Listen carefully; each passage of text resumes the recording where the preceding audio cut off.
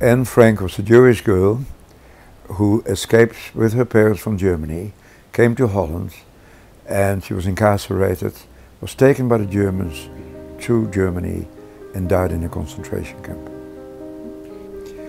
So the exhibition is an 11-panel exhibition, and on it you see in timelines what happened in the world since 1914, 1918, and it also tells you about the Anne Frank family, what happened, how they lived, how they went from Germany to Holland, and you see on the panels exactly what happened in that lengthy period, leading to the death of all of them except the father, Otto Frank.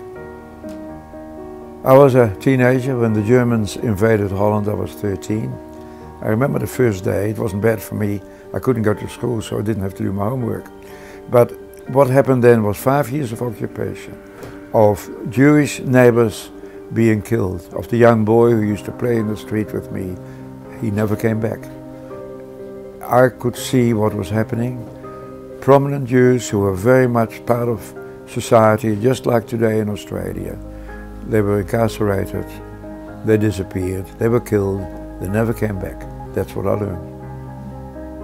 When Anne Frank had to start hiding, she started writing what happened to her life, what she thought of life, what she thought of the world. And it is amazing how wise she was for a young teenager. When Anne Frank was in the building where she was hiding with her family and some other people were hiding, all she could do is continue to live, write her diary. During the day, the curtains were closed. They weren't allowed to make any noise because then people would know they were there. But she had a vision about the future. She wanted to be an author, she wanted to be a mother. Of course, she never was.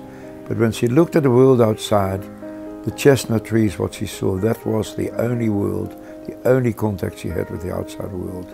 The chestnut tree became important to her. The amazing thing about Anne Frank's book is that she was 15, she was a brilliant writer, and here, 70 years after the war, it is in the 10 most read books in the world, today in 2012.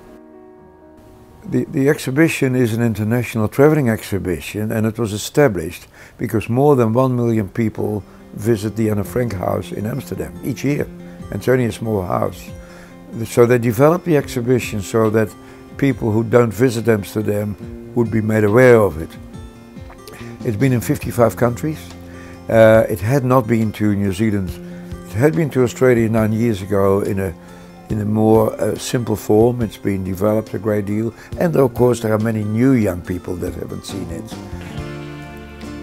My role really is very insignificant. The significant person in all that is Anne Frank and all the young people that were killed, 1.5 million children were killed during the Holocaust.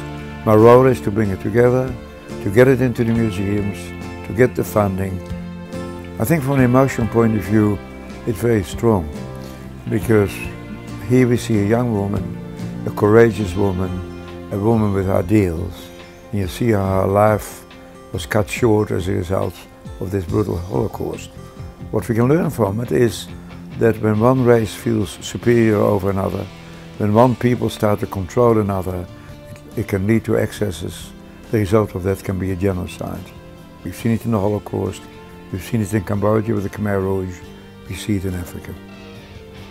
And young people must know the importance of us treating each other right, of equality and human rights.